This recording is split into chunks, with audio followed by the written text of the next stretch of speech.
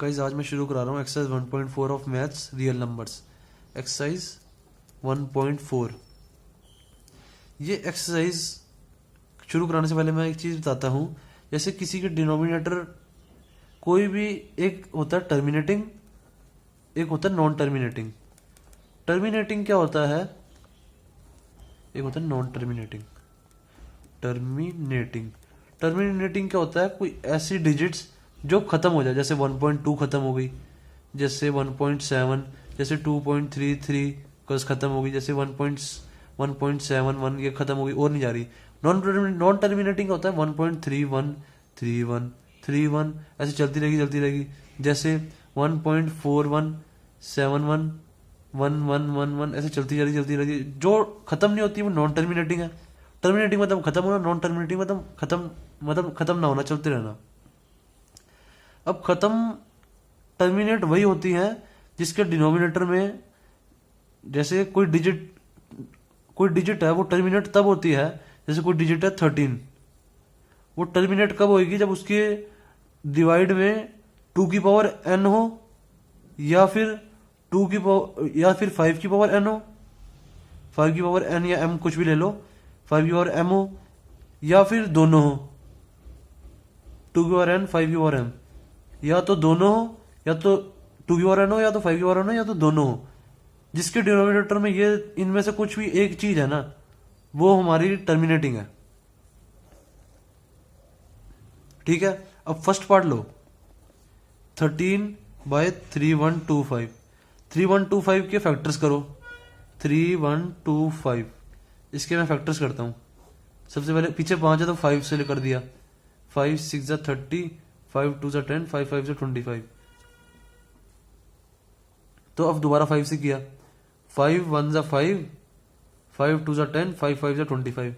फिर 5 से किया, 5 25 जा। फिर 5 से किया, 5 5 जा। फिर 5 से किया, 5 1 जा। इधर क्या आ रहा है हमारा?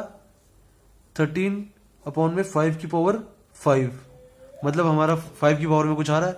ये एन एम का मतलब है, एन एम या कुछ भी हो सकता है यहाँ पे, मतलब ये कोई भी पावर हो सकती है। 2 की पावर 3 हो सकती है, 5 की पावर 4 7 2 3 सब कुछ हो सकती है। बस ये 2 की पावर और 5 की पावर में होना चाहिए। अभी 5 की पावर 5 आ गई, मतलब 5 की पावर में है, मतलब ये टर्मिनेटिंग है।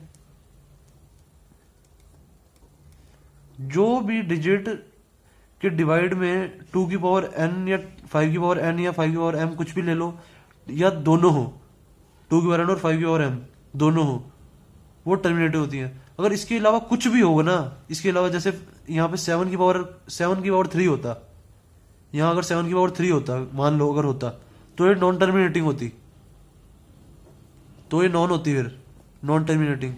सिर्फ और सिर्फ इन तीनों में से कोई एक होना चाहिए। अब सेकंड पार्ट ले लो। सेकंड पार्ट है 17/8। 8 के फैक्टर करोगे तो क्या आएगा? 17/2 की पावर क्यूब, 2 इंटू 2 इंटू 2, तो ये भी टर्मिनेटिंग है। अब आ जाओ थर्ड पार्ट पे। 64/455। अब 455 के फैक्टर्स करो। 5 9 जा 1 जा, और ये तो किसी टेबल से नहीं जाएगा ना 91।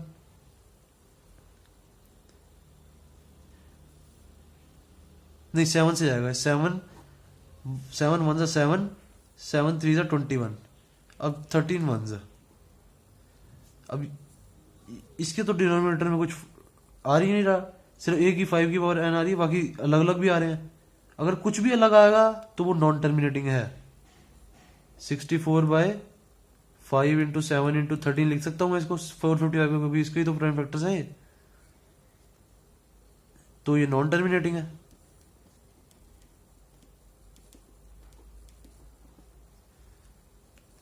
ऐसे ही सारे क्वेश्चन हैं। अब जैसे सेवंथ है, सेवंथ में बताता हूँ। सेवंथ भी मैंने आपको बताया। सेवंथ में से 2 का स्क्वायर, 5 की पावर 7, 5 की पावर 5। अब इसमें देखो, सॉरी 7 की पावर 5 है ये, 7 की पावर 5। अब इसमें 2 की पावर n है, 5 की पावर कुछ है n है, पर 7 अलग आ रहा है। 7 नहीं आना चाहिए था, तो 7 मेरे को दिखते ही पता लग गया कि नॉन टर्मिनेटिंग है ये नहीं खत्म हो सकता। खत्म बात, इजी सा क्वेश्चन है ये। ऐसी और करके देखो, जैसे 6 एक और करा देता हूं मैं। 23/2 का क्यूब 5 का स्क्वायर, ये तो 2 की पावर n और 5 की पावर n में दिख रहा है मुझे। जिसके डिनोमिनेटर में ये दोनों हो, या कोई इनमें से एक हो, या दोनों दोनों बोथ हो, तो टर्मिनेटिंग है। टर्मिनेटिंग। अब जैसे 8th है 6/15। 6/15 क्या होगा? 6/3 इंटू में 5। इधर तो 2 आ ही नहीं रहा, मतलब ये तो 2 आना चाहिए था, 5 अकेला तो आ गया, पर उसके साथ कोई और भी आ रहा, 2 नहीं आ रहा, तो ये नॉन टर्मिनेटिंग है।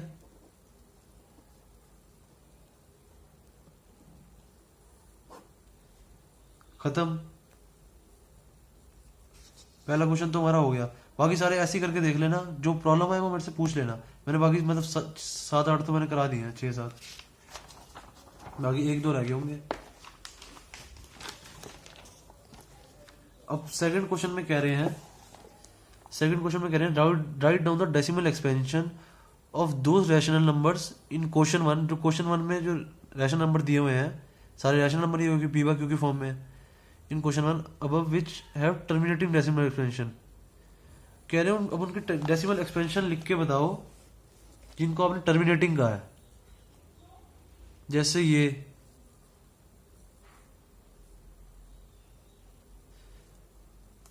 जैसे हो गया ये एग्जांपल ले लो, इजी बता रहा हूं मैं।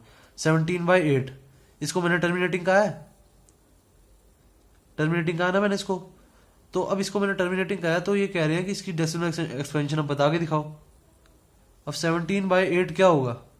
17 डिवाइड बाय 8 करके दिखा दो। 8 2 16, बच्चा 1, पॉइंट 0 उतारा नीचे से। 8 1 8, बच्चा 2, फिर नीचे 0 उतारा। 8 2 16, बच्चा 4, फिर नीचे 0 उतारा। 8 5 40, इसका आंसर आ गया 2.125। करके दिखाता हूं मैं, देखो। अब जिनको मैंने टर्मिनेटिंग कहा था, जैसे मैंने कहा था टर्मिनेटिंग 13/3125 को, 13/3125 को मैंने टर्मिनेटिंग कहा था। फर्स्ट पार्ट को इसका आंसर क्या आया था हमारा 13/3125 का? इसका आंसर आया था 13/5 की पावर 5। ये तो मैंने समझाने के लिए लिखा था ना, 7 की पावर 3। 13/5 की पावर 5, 13/5 की पावर 5 आया था इसका आंसर। तो अब इसके हमने डेसिमल एक्सपेंशन बताने हैं। वैसे ऐसे क्वेश्चन पेपर में नहीं पूछे जाते जिसके पीछे क्वेश्चन पिछला हो, आंसर अगला बताना हो, पर फिर भी हम कर देते हैं। 13/5 की पावर 5 है, नहीं इसको हम ये ना ही लिखते क्योंकि हमने तो करना ही डिवाइड है। इसको हम ना भी लिखते तो भी कोई दिक्कत नहीं थी। 3125 डिवाइड बाय 13, 13 डिवाइड बाय 3125। जब इसको हम करेंगे सॉल्व, जैसे अभी 3125 0 बच्चा 13, फिर यहाँ पॉइंट लगा के नीचे 0 उतारा, फिर 0 जब हम इसको करेंगे सॉल्व तो आंसर हमारा आ रहा है 0.00416। अब सॉल्व करके देख लेना, अब इसको सॉल्व करके देख लेना, यही आंसर आएगा। उसके बाद एक और क्वेश्चन करा जाता हूं मैं।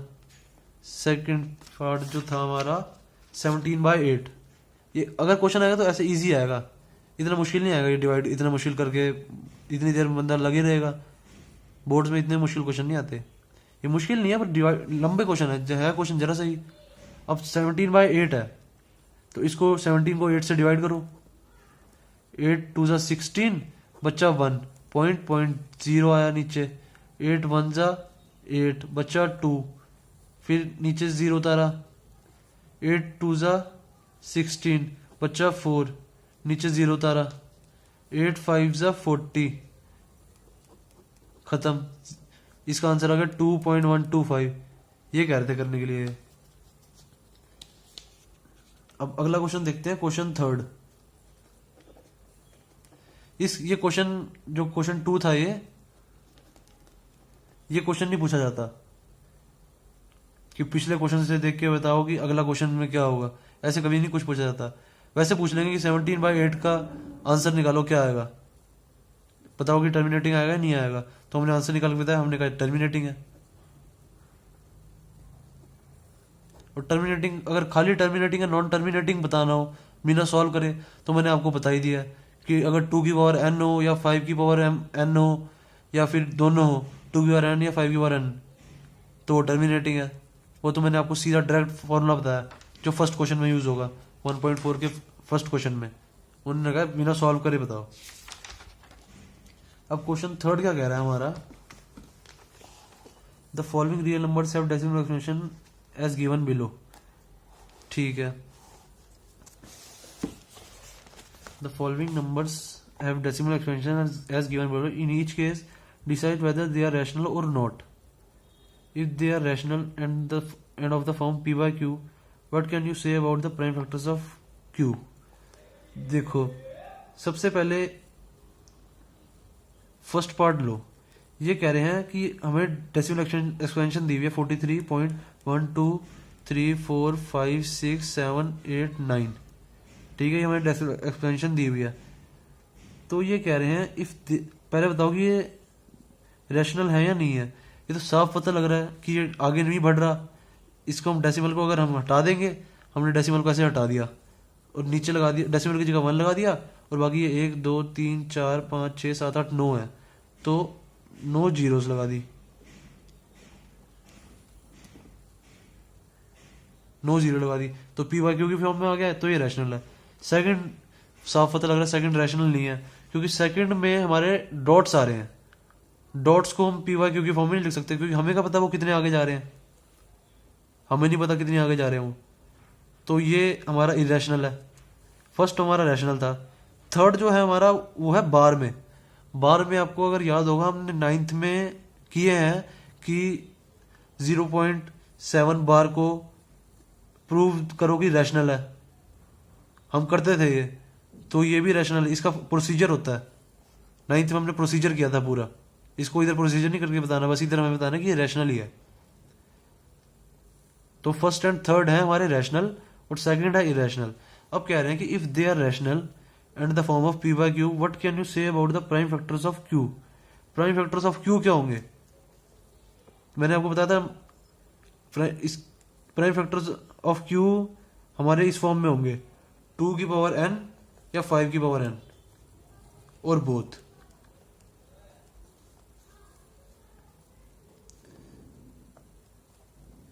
इसी फॉर्म में होंगे अगर रैशनल है।